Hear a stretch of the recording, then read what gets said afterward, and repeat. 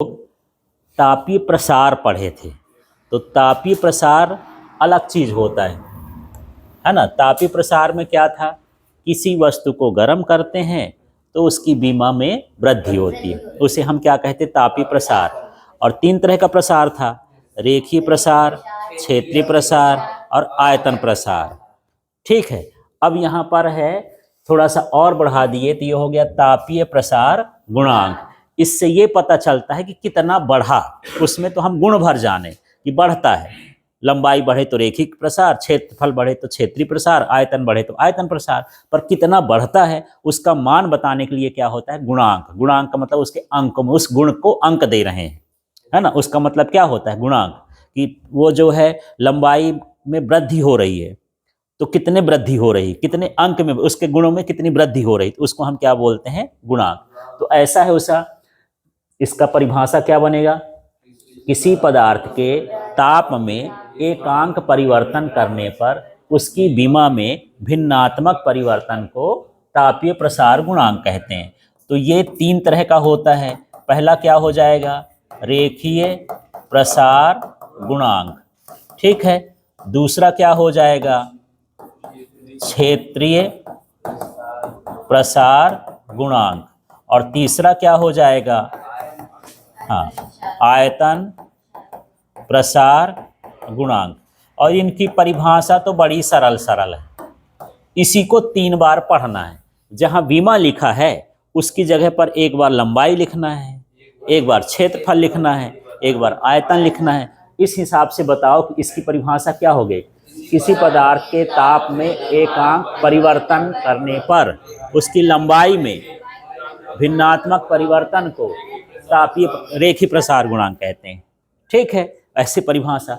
अब दूसरी वाले में क्षेत्रीय प्रसार है, तो किसी पदार्थ के ताप में एकांक परिवर्तन, ये डेल्टा मतलब परिवर्तन है, एकांक परिवर्तन करने पर क्षेत्रफल में भिन्नात्मक परिवर्तन को क्षेत्रीय प्रसार गुणांक कहते हैं।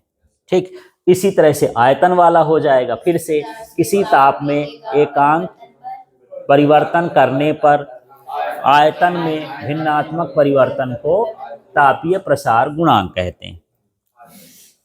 ठीक है, तो यहां से यदि मैं रेखीय प्रसार गुणांक के परिभाषा के अनुसार सूत्र निकालूं तो यहां बोलता है एकांक परिवर्तन, किसमें, ताप में। ताप में क्या करना है, एकांक परिवर्तन। तो जब कोई चीज होती है एकांक, इसका मतलब वो कहां पर होता है, बटे में। तो ये हो गया ताप में एकांक परिवर्तन। ठीक है, इस ताप को कहां लिखना पड़ेगा, बटे में, क्योंकि शब्द में क्या जुड़ा है, एकांक। एकांक मतलब उसको बटे में लिखना है। अब उसमें लिखा है विमा के भिन्नात्मक, इसमें लंबाई में भिन्नात्मक परिवर्तन होता है। भिन्नात्मक ऐसा हो जाएगा कि ये डेल्टा एल और ओरिजिनल उसका क्या था, एल, और इसको हम क्या लिखेंगे, अल्फा। तो अल्फा इक्वल टू हो गया रेखीय प्रसार गुणांक। तो यहाँ पर जो डेल्टा एल अपॉन एल है ये लंबाई में भिन्नात्मक परिवर्तन कहला गया, और ये डेल्टा टी है वो ताप में एकांक परिवर्तन कहला गया। अब उदाहरण के लिए देखो, मान लो आपके पास इतनी बड़ी तार है और अभी जो ताप है वो कितना है, 20 डिग्री सेल्सियस। ठीक है, और इसकी लंबाई मान लेते हैं कि ये कितनी है, 5 सेंटीमीटर। यदि हम इसका ताप बढ़ा दें, इसको कर दें 21 सेंटीमीटर, एकांक माने एक अंक में, वो 21 डिग्री सेल्सियस, एक अंक में वृद्धि कर दें, तो ताप बढ़ाने पर ये तार कुछ थोड़ी क्या हो जाएगी, बढ़ जाएगी। मान लो थोड़ा सा बढ़ा, इतना तार बढ़ गया, तो माने करते हैं कि 0.01 सेंटीमीटर इसमें क्या हो गई, वृद्धि हो गई। तो ये कहलाया एल, ये क्या कहला गया, डेल्टा एल। और इसमें जो 1 डिग्री सेल्सियस बढ़ा, दोनों घटाने पर डेल्टा टी का मान कितना हो गया, 1 डिग्री सेल्सियस। ठीक है, अब यदि मैं डेल्टा एल अपॉन एल लिख दूं तो ये लंबाई का क्या कहलाएगा, भिन्नात्मक परिवर्तन। समझ में आ गया। तो इस तरह से ये सूत्र बनेगा।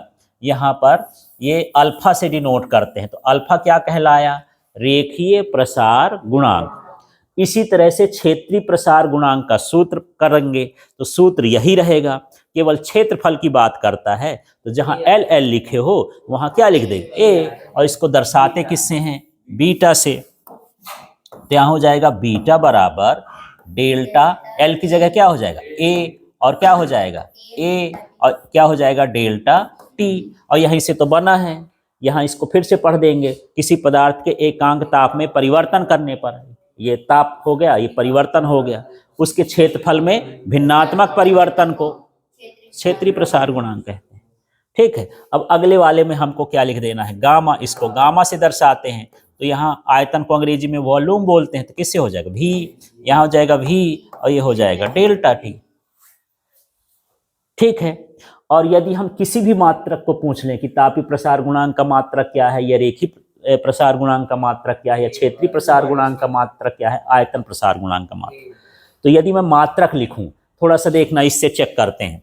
यदि मात्रक लिखूं तो लंबाई का मात्रक क्या होता है, मीटर, इसका भी मात्रक मीटर, और यदि एसआई मात्रक इसकी बात करें तो केल्विन, मीटर मीटर कटेगा, क्या आएगा, केल्विन का इनवर्स, ऊपर ले जाओगे तो केल्विन इनवर्स हो जाएगा, इसी को प्रति केल्विन भी कह सकते हो।